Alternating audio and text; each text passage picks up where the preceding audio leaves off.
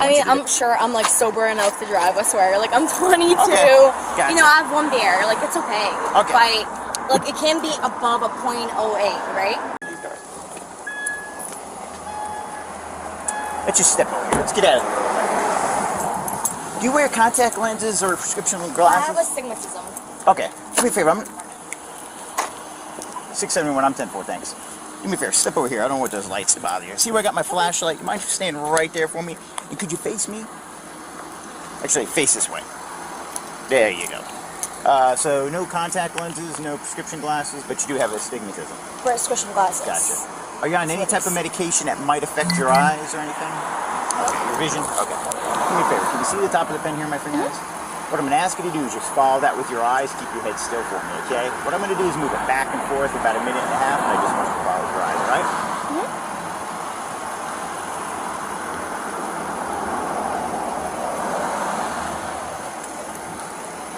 I mean, I'm sure I'm like sober enough to drive, I swear. Like, I'm 22. Okay. Gotcha. You know, I have one beer. Like, it's okay. Okay. But, like, it can be above a .08, right? Exactly. Right. Well, do this for me. Go ahead and put your feet together just like you got them. Then put your Right. hands to your side like this. Take your right foot and put it in front of your left foot, just like this. And okay. Now just stay in that position for me, okay? Now, if you feel you want to take the boots off, by all means, take them off, okay? It's just a struggle. Just because of the heel. Okay. Are you sure you don't want to take them off? Okay, I just don't want you to fall. Okay, but anyways. Okay, which foot are you going to hold up for the exercise? Right. Okay, once I see your foot's in the air, I can see you looking at the tip of the toes, I can hear you counting. Okay. I'll start timing you, I'll let you know when to stop, okay? Okay. If you have no questions, go ahead and start for me. 1001, 1002, 1003, 1004, 1005, 1006, 1007, 1008, 1009. I'm sorry, I'm just really That's bad okay. at balance. Okay. 1009, 1010, 1011, 1012, 1013, That's 1014. all right. It's been 30 seconds. This is a legal analysis of a DUI traffic stop, focused on the Standardized Field Sobriety Testing process and the resulting arrest.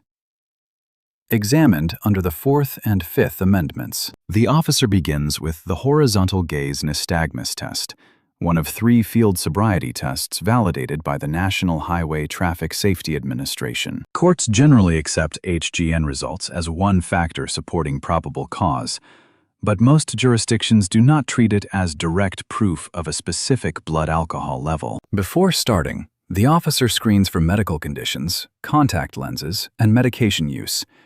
Legally, this matters. Unscreened confounding factors have been used to challenge HGN evidence in court. The walk and turn test that follows is a divided attention exercise. Under the totality of circumstances standard, no single test result is dispositive on its own. Instead, courts weigh the cumulative indicators of impairment across all tests performed, along with the officer's observations throughout the stop. During this test, the subject volunteers that she had consumed alcohol. Under Miranda v. Arizona, 1966 warnings are required only during custodial interrogation. Roadside field sobriety testing is generally treated by courts as non-custodial, so spontaneous statements like this remain admissible without a prior warning. I'm so sorry. You don't have any other shoes in the car? No, that's just my only shoes. Okay, let's do this. Let's go ahead and put your boots back on. I'm not gonna at this point. I mean, Sure? my Okay. feet are dirty. Actually, yeah, I would put them back on. I'm if I sorry. were you. I'm just literally 2 streets down. We're going to my friend's house. Gotcha. And I mean, Okay, well, do this for me. Go ahead and put your boots down for me. like, I'm not gonna. I mean, at this point. Okay, it's well, fine. I'm going to put them down for you. Just set them down here. Unfortunately, I am going to turn around for me. I'm going to place handcuffs on you and place you under arrest for DUI, okay? Just hold still for me. Who's that car registered to again? I ran the tag. Is it registered to you or one of those gentlemen?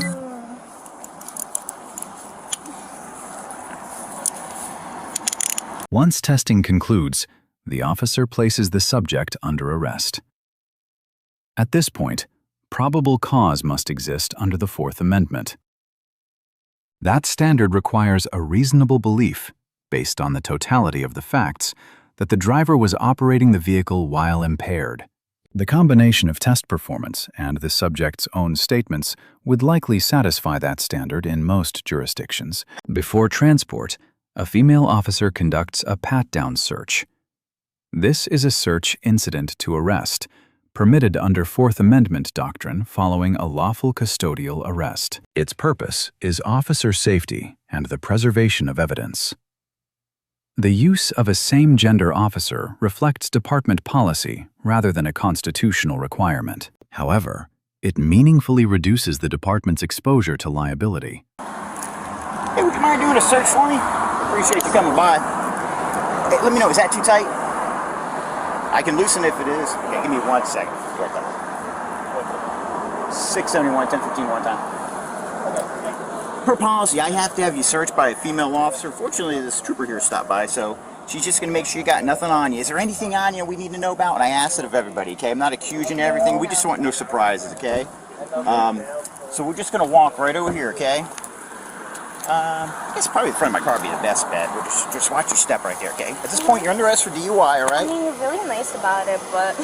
Yeah, unfortunately, you've been nice, and I appreciate you being compliant. Unfortunately, this is what I got to do. I'm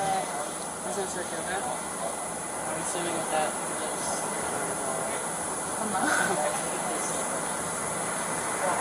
How are you wearing that?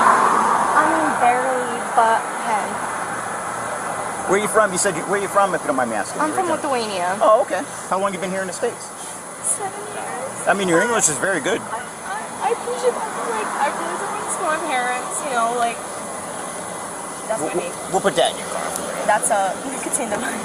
Okay. I'm so sorry. I mean, I'm a biopremed major. Like, What major? Biopremed. Oh, okay. Let me to move it. Well, fortunately, I don't nobody... want to be that girl. I don't want to Okay. be that girl that's just like... Well, nobody got hurt. That's the good thing. And I'm assuming you probably Listen. never been arrested before or gotten a DUI before? Absolutely never. Never. Okay, that's a good thing. All right, step over here for me. What I'm going to do is have you take a seat in the back of my car. Give me a couple minutes and I'll explain what's going on, okay? I'm so sorry. Oh, I'm just trying to be like so fair game. You can just take a seat back there for me. I'll explain to your friends where you're going, okay? I do have to put the seatbelt on you, so could you scoot over this way a little bit for me? What about my car? We'll take care of that, okay? Oh my god. You'll get it back. Oh. There we go, okay. Just sit tight for me, okay? Oh, okay, you can step out for me? Oh, actually, I gotta get the seatbelt off. But I got your sandals here, too, so... Thank you for that. Just give me 1 second. There we go. All right. Step out. I don't know if you need help getting them on. Thank you for that.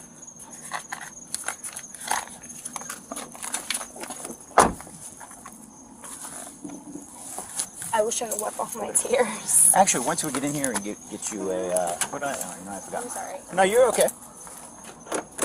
You're being really nice. Thank you. You don't have to be.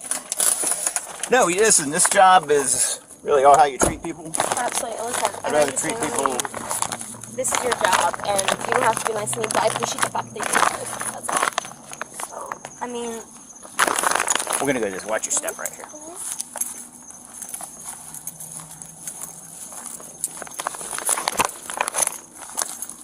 We're now entering booking, and I'm turning off my body-worn camera. We're going to go this way right here.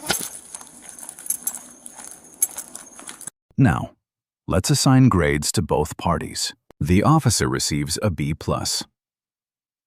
The sobriety testing protocol was administered correctly, including the medical screening required before HGN. The same gender search policy was followed properly. The main gap is the absence of any audible Miranda advisement. While likely not legally required at this stage, clearly documenting the non-custodial nature of the stop would strengthen the case against future challenges. The subject receives a B-. She complied fully with every instruction, which prevented any escalation of the encounter. However, she made multiple unprompted statements that could be used as evidence, including details about her alcohol consumption. Legally, anything said during this type of stop can become part of the evidentiary record. Here are 2 key takeaways from this stop. First, field sobriety tests carry legal weight, but they are not conclusive on their own. Courts assess the totality of the evidence, including voluntary statements. There is no legal obligation to answer questions about alcohol consumption during a stop, and remaining silent at this stage cannot be used as an admission of guilt. Second, Officers who document medical screening before administering field sobriety tests strengthen the evidentiary foundation of any resulting arrest. This also reduces the avenues available for challenging that evidence later. Let us know in the comments if there's a legal topic you'd like us to break down next. Thanks for watching, and don't forget to subscribe to the channel for more legal analysis content.